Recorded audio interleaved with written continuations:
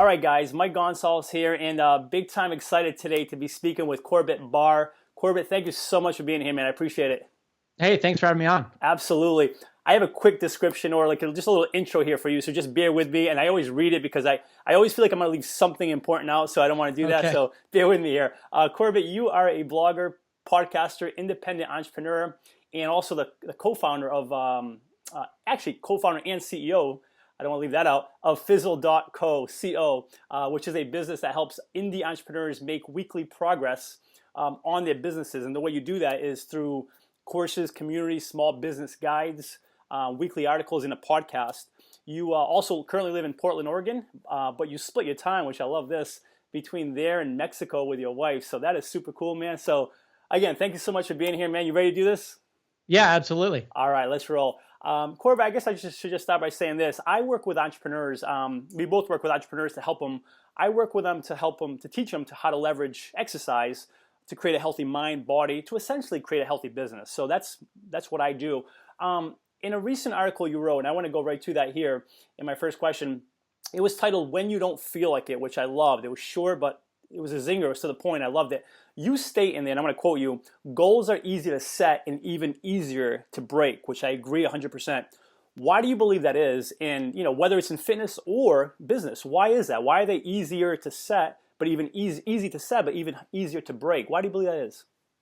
It's a good question. I feel like anybody who can figure out the real answer to why goals are easy to set and easier to break has a big business on their hands, right? Because it's all about human psychology and motivation. And isn't motivation the thing that we all struggle with, whether it's business or fitness or just whatever it is that you know that you should be doing in life, whatever goals you have for yourself? It's really easy to sit down and spend an afternoon brainstorming about what you want your life to look like. And those of us who are smart about goal setting know that you can't just visualize what you want, but you also have to break it down into a series of steps that you hope will get you there, right? Sub goals, breaking your goals down into small achievable things. But even though that's easy, it's of course really hard to follow through on those goals. The next day you wake up and you look at your list and you think like, what was I thinking? I don't have the energy to do this. Right. And that's when it's really easy to break goals, because you can make a million excuses as to why that goal wasn't right for you, why something got in your way, an injury, some time suck, whatever it is. And, the next thing you know, a month goes by and you've completely forgotten about that goal. It's filed away somewhere. So I don't know why they're so easy to set and easy to break, but they are. And, self-discipline and learning how to tap into your own motivation is the key to making progress towards anything meaningful in life. No question. Tapping into your self-motivation. I couldn't agree with you more. And I like Corbett, what I like what you said there is like you break it down, because I struggle with this as well sometimes. It's such a big goal. It's like if I look at it as that one big piece, then I'm like, oh man, it's easy to break because I feel overwhelmed with it. But I like what you said. Hey man, chunk it down, break it down into small pieces, because then you can almost like, it's almost like more bearable. You can handle that versus like that big whale that you're trying to tackle. I really appreciate that, and I like that. I know for me, and I'm curious, I want to ask you this. For me, we all get in our own funks. I get my funk sometimes for whatever reason, and I think it's just part of the process. That's one quick way to kind of break your promises and your goals, whatever it may be. What's your remedy? Like whenever, unless you don't get into a funk ever, but if you're in a funk, what's your remedy to get out of that as quick as possible and get back on it? Whether it's with your business goals, career goals, fitness goals. What's your remedy for getting over a funk? So I do experience them. I think everybody does. Yeah. I'll get into just a negative period of a couple of weeks sometimes, or longer or shorter, depending, where I'm just not doing what I know I should be doing. And it's easy to make excuses and to work on the easy things, or just to surf the internet or whatever it is to take your mind off of what you should be doing. And, first, I think it helps to not beat yourself up too much about it, because that can make the situation worse, to realize that most humans go through these periods where they're not operating at 100%, and to recognize that we all operate in cycles. And, some weeks you might feel on top of the world and you're able to do everything that's on your to-do list that week. And the next week you might be down in the dumps for some reason. And that's all kind of part of the natural human psychological cycle that happens. So first of all, don't beat yourself up over it. And then second of all, start to pay attention to yourself and to experiment on yourself in terms of what can help you get out of these things, and make notes and keep track of what motivates you, because everyone is different. For me personally, if I'm in a funk, there are a number of things that can work. Going on a trip can help to sort of just clear my mind and reset and forget about whatever it was that I was so bummed about. Another thing that can work is getting back to the gym or exercising or going for a run or whatever it is. A lot of times getting in that funk also coincides with not being very physically active. And I know that sometimes if I can just recognize that and force myself to lace up my running shoes or whatever, then sometimes that can be the thing that changes the motivation and gets you back on, the upswing or whatever it is. I also find that, going out with friends, doing something that I don't normally do, just getting out of the routine. A lot of times a funk is also really related to being stuck in the same routine over and over again. So just breaking that up, and experimenting and monitoring yourself and trying to figure out what works so that the little tricks that you can pull out of your bag to try to get you through that funk, whatever it might be.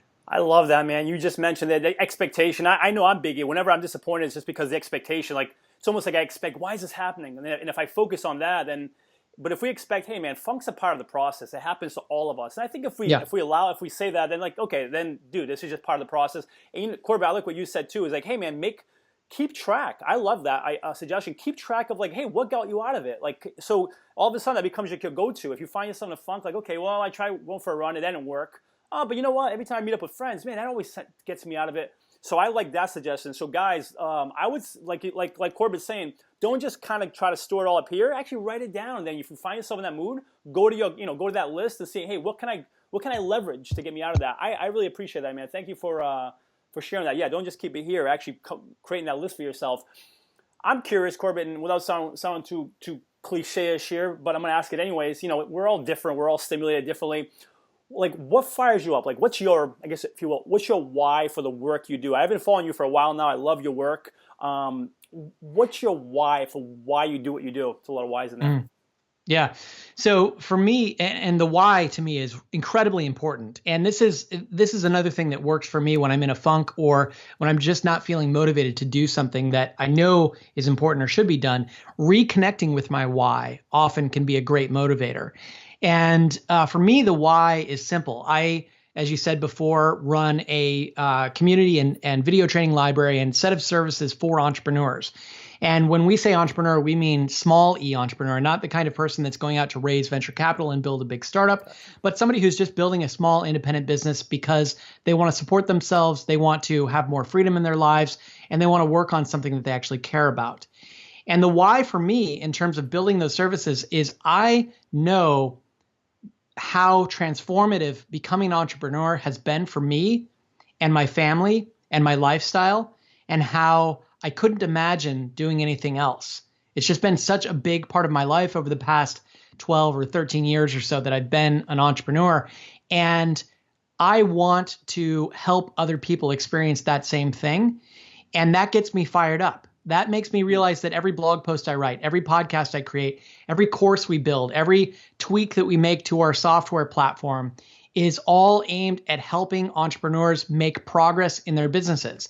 And I know that it's a long road, and for a lot of people, it takes 3 to 5 years or whatever. But if we can just focus on helping people figure out what that next step is and to take action towards it, then I feel like I'm contributing something really meaningful in the world, and that helps me really love what I do for work. I love that, man. I love that, Corbett. You know what I couldn't help but think of when you said that? Every time we see that image of like, hey, here's what people think success looks like, and it's that straight line. And then there's the image, here's what success really looks like, and it's that really crazy squiggly line. And that's why I love a lot of the work you do, because sometimes a lot of stuff out there is great, but they give you the tools at the very beginning. It's like, hey, good luck.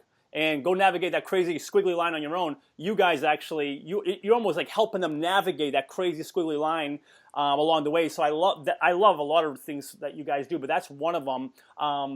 But yeah, that's a cool. I appreciate you sharing that. Why we share similar philosophies there as far as like helping others achieve that, whatever it is, that fulfillment in their I don't know, in their soul. Call it what you will, but I appreciate that. I mean, thanks for sharing that.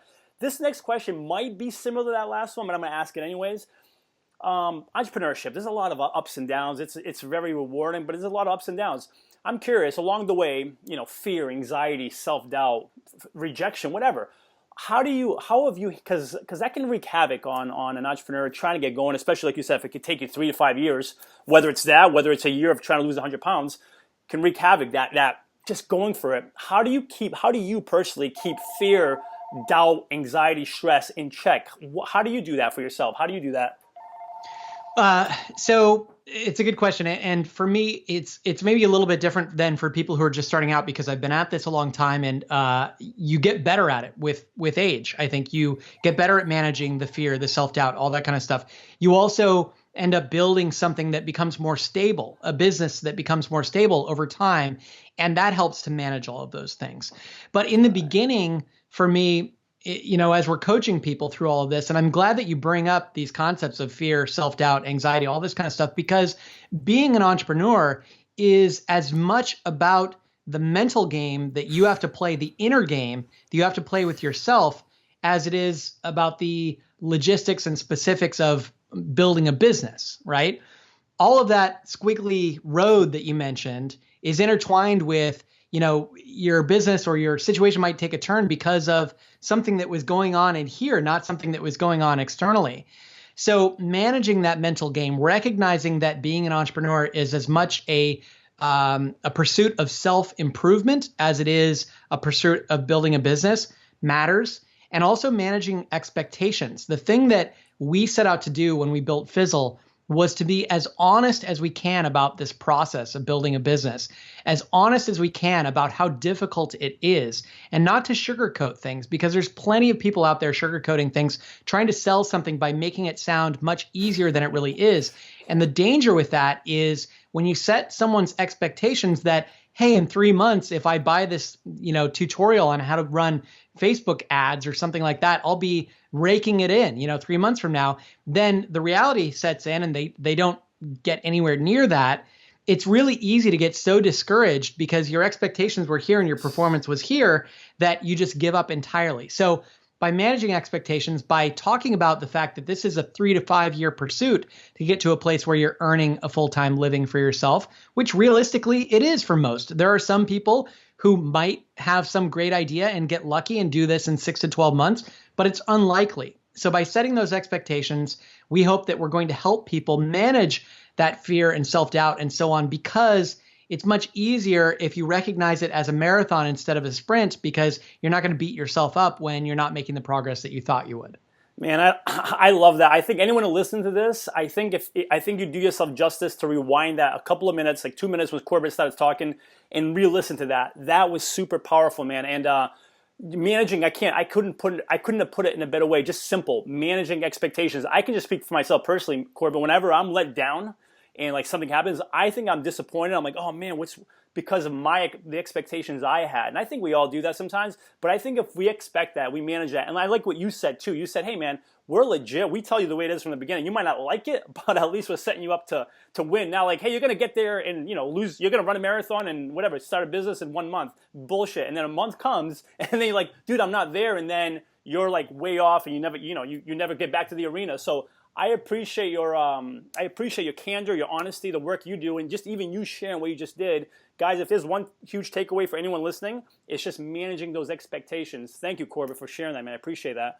I want to refer back to that article. I know I'm going to go back to it a couple of times, and here's the second time because there's a lot in there that I loved. In it, you mentioned, you stated that goal setting and like habit change experts recommend focusing on tiniest of habits to begin with, right? So something so small you couldn't possibly not do. What's that for you? I'm curious because sometimes, it's like it sounds good, but like let's make it practical. What is that for you? Give me something like that you break down to small pieces. That's like a big thing, and you break it down to a small piece. Make it practical for us if you don't mind. Yeah. So let's use a workout routine as an example. So, let's say that you've been struggling with motivation for a long time, and you have this goal in the back of your mind, or this feeling that you want to be the kind of guy who works out, 3 times a week, or maybe I've thought for myself, like the ideal schedule would be that I do cardio one day and weights the other day, 6 days a week, and then I take Sunday off or something. And had that in my mind, like that I want to do that. But then year after year goes by and you just never stick to that like ideal program or whatever. And sometimes months will go by where I'm only doing one or the other. I'm only running or I'm only doing weights and I'm not able to integrate the two. And if I want, for example, to get back into working with weights or doing body weight exercises or something like that, what I find is that if I sit down and like design the perfect routine for myself that involves doing all these different exercises, alternating, between days that I'm doing it and so on, and building it in my mind as I know would be like a really, great, useful strength building program, it's always so hard to get off the couch and go into I work out in my garage right now lately, or to go to the gym or whatever, when you know that you have this like difficult, complex thing in front of you. So instead, if you start with baby steps and you say, you know what, I'm just going to go out and do 3 sets of push-ups to failure like twice a week. And I'm just going to start with that, And that way it's like, it takes 10 minutes, you warm up a little, you do your thing. By the time you're out there in the garage, it's likely that you're going to feel ready to do something else and you can tack stuff on. But if you know that all you have to do is set aside 10 minutes to get off your ass and go do something that you don't even have to change your clothes for, then it just eliminates all of the excuses, all of the barriers and all the time constraints and all that kind of stuff.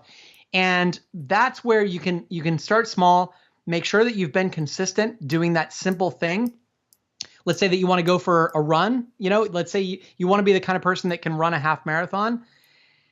Start by running 10 blocks and back, like twice a week. Do that and wait until you're consistent doing that before you start layering on and getting to this mode where you're trying to be a perfectionist about your pursuit, your goals and things like that.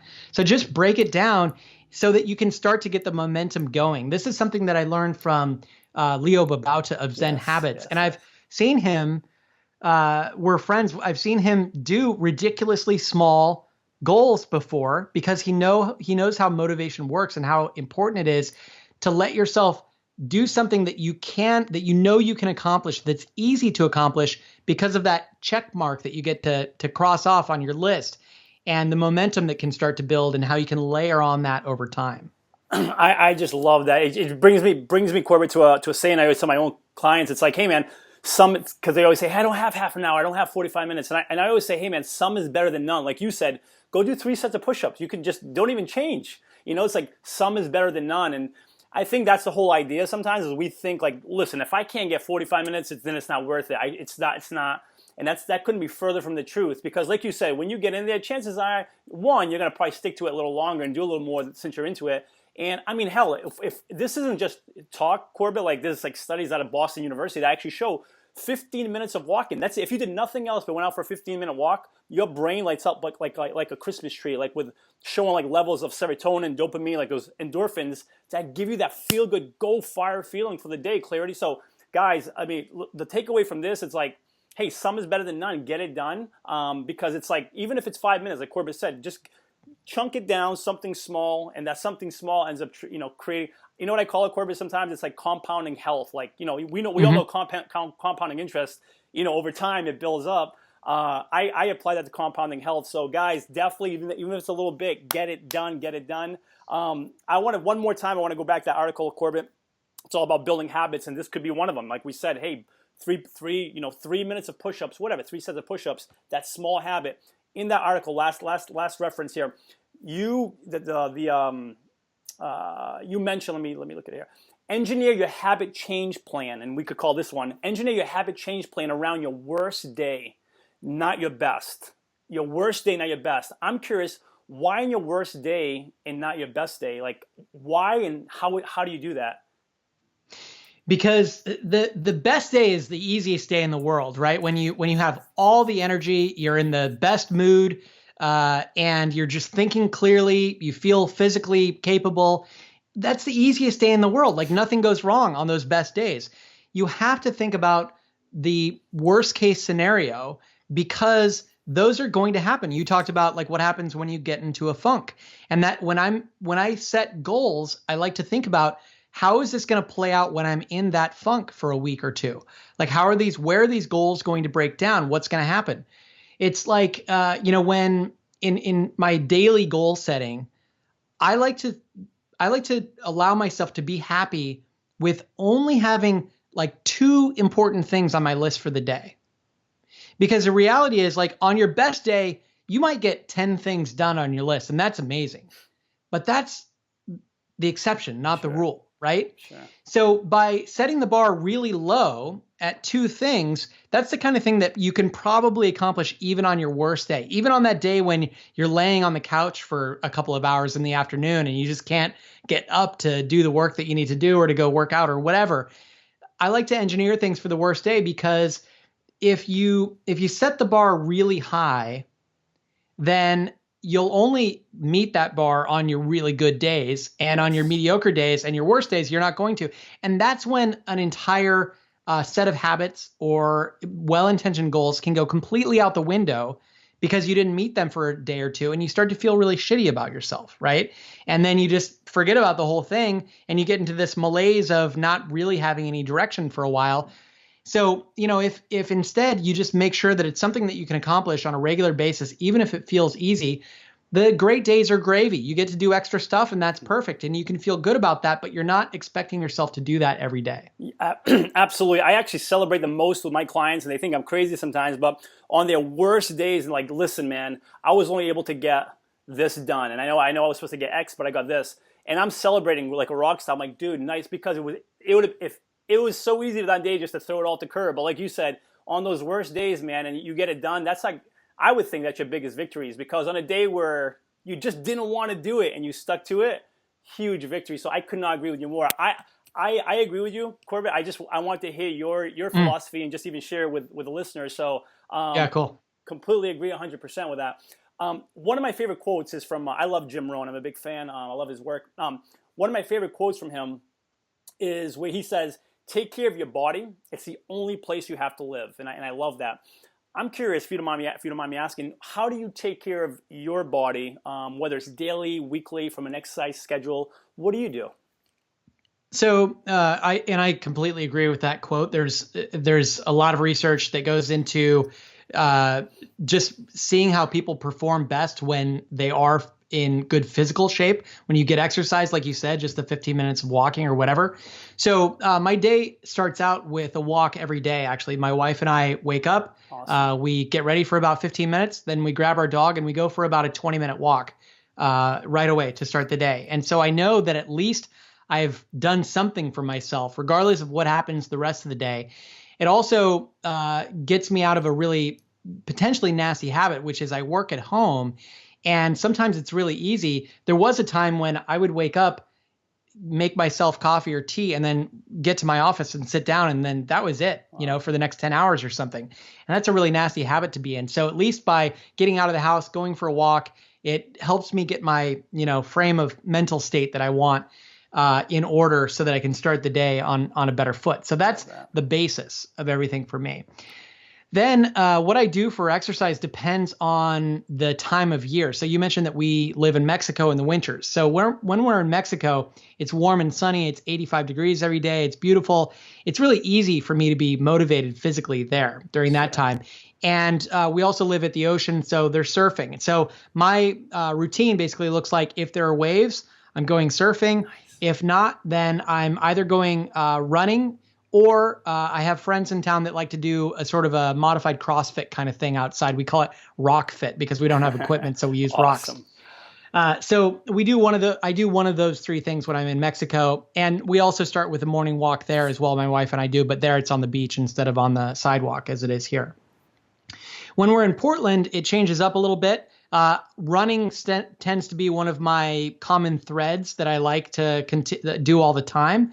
And I also like to have something that I'm working towards, like a 10K or a half marathon or something like that, just because it's a good reason to make sure that I have to go out and run on a regular basis. So I'll typically do something like that. And then, like I mentioned as well, I work out in the garage. I just have a set of rings from the ceiling that I can do. Nice. I can do pull-ups and push-ups and rows and things like that. And they're all just body weight exercises. I don't bother with any other equipment. That's all I've got. And that's enough to make me feel like I'm doing something, at least for strength and upper body as well as running. Yeah, I love that. Did you say you go for a walk pretty much daily? Daily, yeah. Oh man, that's phenomenal, phenomenal, phenomenal. You know what I love? Well, I love that, Corbett, from a lot of reasons. But just you get your, like we talked about earlier, like 15 minutes and your mind just lights up like a Christmas tree with good endorphins. But what I want to point out that I like about what you mentioned is like you have a plethora of different things that don't require like that standard, like, hey, you don't have to go to a gym. Like you go surfing, you do rock fit, call it what you will. You go running, you got rings in your garage. You go for a walk. Everything you mentioned there doesn't require your typical standard. Go to a gym, sit in the machine, and there's nothing wrong with that. I go to a gym, but I guess what I'm saying is like there's other ways of kind of getting out there and getting it done. It doesn't have to be your standard gym workout. And it sounds like that's you pretty much just take it. Hey, where am I? What do I have available? Bam, what's the day look like? And you get it done. So I appreciate that. And part of that's out of necessity. When we're in Mexico, there's not a great. There is a gym actually that I finally discovered recently, but it's not great. Yeah. When we're in Portland here, we have one car. My wife actually commutes to her. She's an artist and drives to her art studio. So I'm at home without a car. And so it's partly out of necessity. There's not like a great gym nearby for me to go to. So that's out the window. And for a while, that was an excuse. I would sit here like bummed out that there wasn't a good gym. And so eventually I just said, screw it, I'm going to get these rings in the garage. Yeah. And another thing is not having a car actually puts me on my bicycle every day. Nice. If I'm going to lunch or to a coffee shop or something like that. So I get a little exercise there too. And if I know that I'm not going to get a run in or something like that on my way home, even if it's only 20 blocks from lunch or whatever, I'll sprint on my bike just because I know that I'm going to get my heart rate up and it fits it in a little bit here and there. Yeah, you make it. I just love it, man. You make it happen. You make it happen. You could look at all the things that you don't have, be like, hey, man, I have X, Y, and Z, and what's the situation today? Oh, I'm going to sprint. You just make it happen. And by the way, you're pretty hardcore. Those rings are not easy. So the fact that you use those, that's pretty badass. Easy. That's true. That's badass. Corbett, I want to ask you, I don't know if this happens to you. I'm assuming it does. I think it happens to all of us. I know it happens to me. When it comes to like negative self-talk, whether it's with business, whatever, even if you're out to run a marathon, you're trying to train and you're just screwing up. When it comes to negative self-talk, how do you counter, like if you do experience it, how do you personally counter it? What do you do to kind of counter it when it happens? So this kind of goes hand in hand, I'd say, with the question that you asked earlier about getting in a funk, because usually if I'm in a funk, it's full of negative self-talk in some way. A lot of times negative self-talk can also just be a feeling, and it's not something that I'm necessarily articulating all that well. It's not as if I'm loudly saying to myself that, oh, you're stupid for trying this, and it's never going to work or something like that. It's more like just kind of a general feeling. So a lot of times negative self-talk for me is also wrapped up in anxiety about something that I'm worried about and avoiding. You know what I mean? Like I'm worried about some project that I want to work on for some reason. And it's just a feeling that I have in the back of my mind. I know that I'm worried about it, and I know that that's preventing me from working on it. So the first step is trying to identify what that worry is, to say it out loud. So like today, I was just working on something. We're rebuilding our software platform, and I actually write software as part of my former career. And so I'm doing some of this software work, and I was getting into rewriting a component in the software, and something happened in the middle of it. And suddenly I just got off track and started to feel apprehensive about this project. And this was only, the kind of thing that was going to take me a few hours today.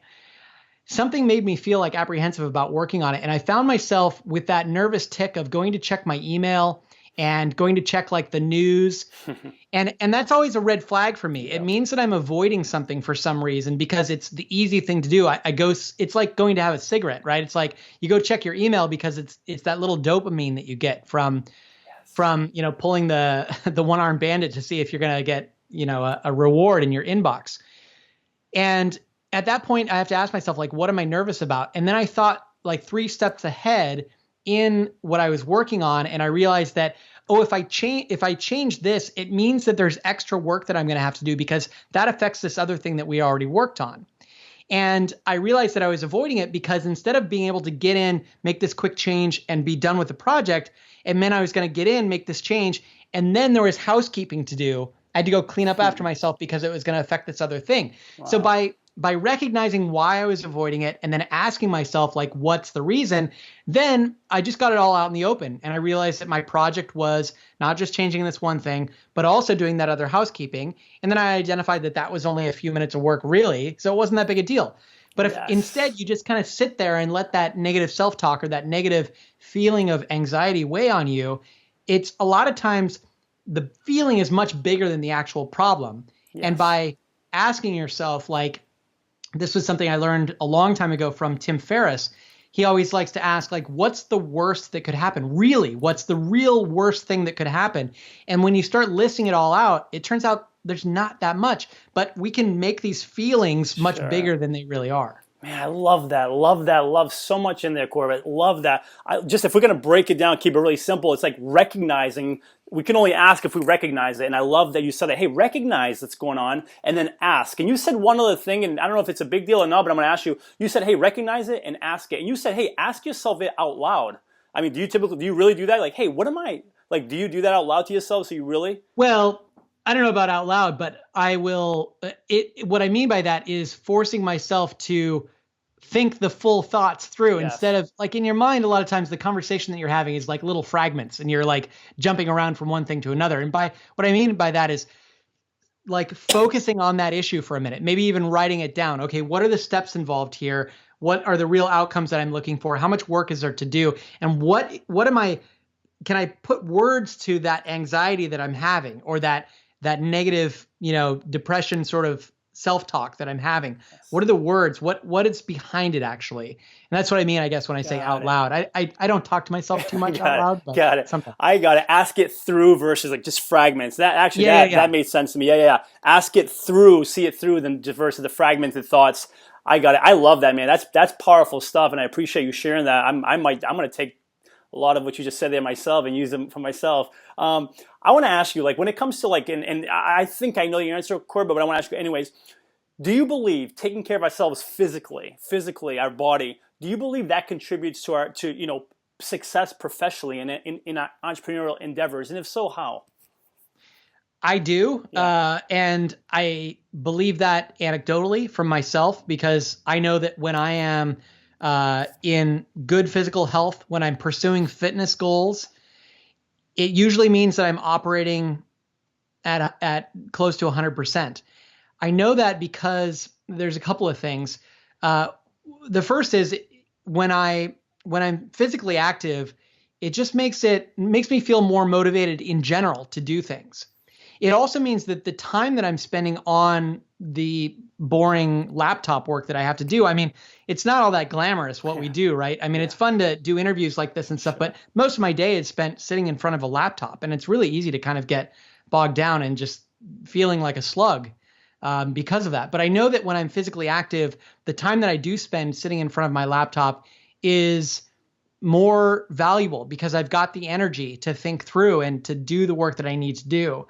I also believe in it because of what I hear from other entrepreneurs who bet so much on physical activity. Like Richard Branson talks so much about how important it is to be physically active.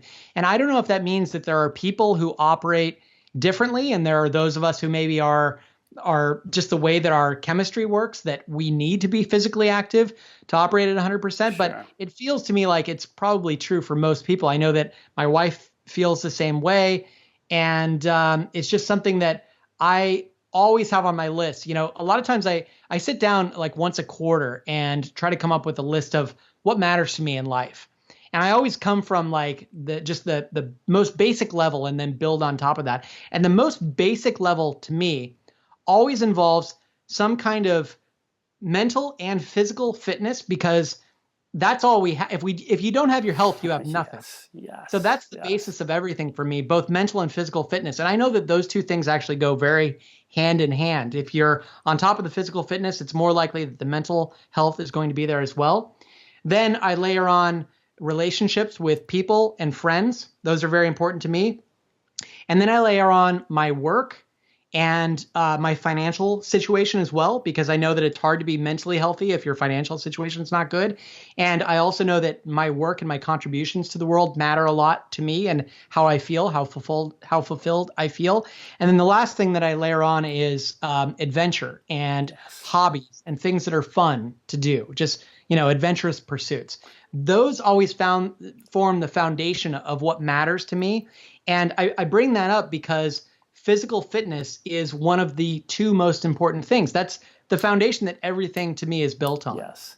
I love what you said, I love everything in there, but I love what you said. It's almost like the word foundation, and I couldn't agree with you more. Foundation, like you said, your health is everything, because without it, I always say, Corbett, you know what I like to say? It's like, hey, it's the ultimate failure is success without health. So great, you crushed it and you have this business that's thriving, but if your health is suffering, how do you then enjoy what you've sowed? You know what I mean? So Yep. I love that, man, and I love that word foundation. I could not agree with you more. And I love but everything else you threw in there, like, hey, man, for adventure, for family, for finances, man, you really engulf that all together, and I believe it as well. But it's always great to hear what others think. Others in this space doing the work we're doing, what they believe. So thanks for sharing that with us, man. I appreciate that. Absolutely.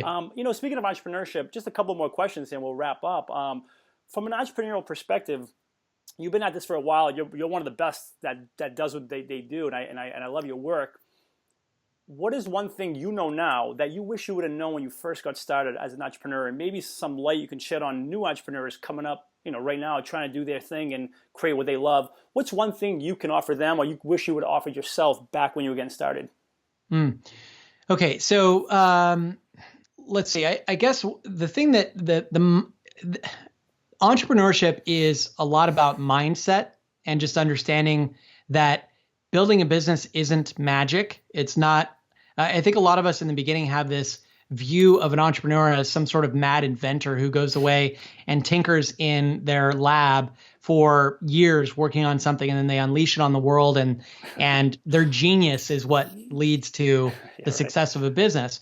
But in reality, a business is a very simple thing to explain. A business is a group of people that exists in the world who has some sort of a problem or a need, and that you identify, and you figure out a way to solve that problem or address that need in a way that those people are willing to pay for. That's what a business is. I like to look at a business as almost like a scientist looks at their work, and recognize that any business idea that you have is essentially a hypothesis. You're saying that I believe there's a group of people out there who have this problem that I can solve in this way, and they will be willing to pay for it. That's a hypothesis that you have when you set out to create a business. So as the scientist, your job is not to say that if this fails, I'm a failure. Your job is to say, this is merely a hypothesis, and I have to go prove whether or not it's right. And your job as an entrepreneur is to prove that with as few resources as possible, because it's quite likely that your hypothesis will need to be adjusted or tweaked or maybe thrown out entirely in favor of something else. And if you spend too much time, money, mental energy proving one of these hypotheses that end up being wrong, you might not have enough gas left in the tank to try again. And that's really what an entrepreneur has to do oftentimes, is try again based on what you learn from these experiments that you're running. So a lot of people, I think, they wait and wait and wait to try their hand at entrepreneurship because they feel like they have to have the perfect idea. They also feel like they have to swing for the fences. And if it doesn't work the first time, that is a reflection of them. And it says that they're a failure. And then they have to go back to working for some company and give up on their idea, and everybody's going to laugh at you and all this kind of stuff. Instead, if you say building a business is not it's not a magical thing. There's a step-by-step process that you can follow. There are plenty of people who run businesses who aren't geniuses. They're not creative gods. They're just regular people who worked really hard to come up with an idea and then test whether or not that idea was true, and then keep grinding it out and having the longer-term vision that it might take you 3 to 5, sometimes longer years to get this done. But in the end, it's going to be worth it, because building a business is as much a personal growth endeavor as it is like I said earlier, about actually building the business. And so out the other end of this, you're going to be a much stronger person. You're going to know a lot more about yourself. You're going to be much more capable of doing things in your life, whether it be building a business or any other goal that you might have, because you've gone through this process. I just love how you break that down. It's one of the reasons why I love the work you do at Fizzle. Like, just the way you broke that down, and maybe it's just me, maybe others listening can relate. Just the way you broke that down, Corbett, as like from like, hey man, this is a hypothesis. Test it and see what people pay for. You simplified a process that could sometimes be like overwhelming and overbearing, and you just pretty much simplified it. And again, I don't mean to dive too much into Fizzle, what you guys do, but that's the work that I've seen you guys do over the years, and that's why I'm a huge fan of you and the work you guys do, because that's exactly what you do, guys. If you're listening, the way Corbett just broke down entrepreneurship, which is this big scary thing that it can be, he just pretty much simplified it, and that's what they do. That's the work they do. They hold your hand. They take you through. But anyways, Corbett, thank you for sharing that, man. That was where were you like 6 years ago when I needed that that info? But that was awesome, man. I appreciate you sharing that. I just want to ask you here real quickly before we go. I'm going to take the two most obvious ones away from you. Besides being alive and your health, obviously, what are you most grateful for today, at this moment? What am I most grateful for today? I would say I'm most grateful for the feeling of, not just the feeling, but the reality of the freedom that I have in my life. I recognize that I'm very fortunate, but also that I've worked really hard to put myself in the position that I'm in, which is I can live wherever I want. I can travel wherever I want. I can work on whatever projects I want. I can work with whoever I want. And it is all because I took the risk and spent those several years grinding it out, not earning much because I was building a business instead of working for a lucrative job that I could have worked for. And there's a price that you pay for that, sure, for that freedom. But ultimately, I worked on it in my late 20s and early 30s. And now I have the rest of my life to enjoy this freedom that I built for myself, and just to see where life takes me and to be able to follow my own curiosity wherever, it wills me to go. So I'd say that, aside from health and, sure, and family and all that, that's the thing that I'm most grateful for. That's awesome, man. And I just can't help but think, because you said, hey, you're fortunate. And sure, of course, we all, there's a piece of it's fortune, a piece of it's luck. But I love that saying, hey, man, the harder I work, the luckier I get. Something to be said about that, right? So, you have everything you have because of the work you've put in, man. And I've seen it over the years, as long as I've known you. And I appreciate it, and I thank you, because it's helped me. I know it's helped many others as well, entrepreneurs. So thanks for that, man. I appreciate you sharing that. Absolutely, Corbett, man. This has been super cool. I cannot thank you enough for your time and just for sharing everything you shared with us here. Before we go, I want people, if people want to connect with you, find out more about you, Fizzle, what you're up to, where can they go? Where can they find you? Yeah, so we have a podcast called The Fizzle Show, which you can find in iTunes or any podcast player that you use. That's probably the best introduction to what we do. We publish every week. We've now done 225 episodes, wow, or something like that. You get multiple viewpoints because it's myself, my co-host Chase Reeves, and Steph Crowder. And we just talk about what it means to be an entrepreneur and what it takes to build a business doing something that you care about. So I'd say check out The Fizzle Show. Sure. Guys, I highly suggest it. I've checked it out more than I can mention, and it's I highly encourage checking it out big time. First of all, these guys, I'm just biased here, but these guys are super cool, super funny, and super helpful and practical. So definitely check out their podcast. And Corbett, man, thanks again so much for being here. I just can't thank you enough, and I hope you have a great weekend ahead. All right. Thanks so much for having me on, Mike. Of course, man. Take care. Cheers.